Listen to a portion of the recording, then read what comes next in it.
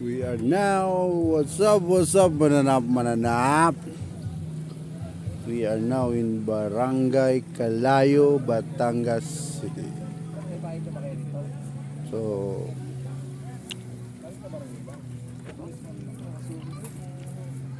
kahit pa paano nakapag-relax muna.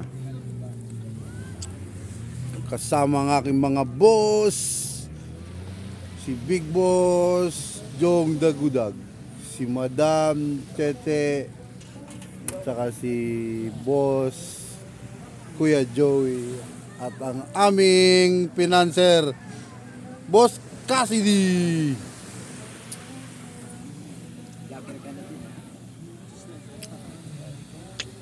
Sarap din talaga kahit paminsan-minsan makakapag-relax muna.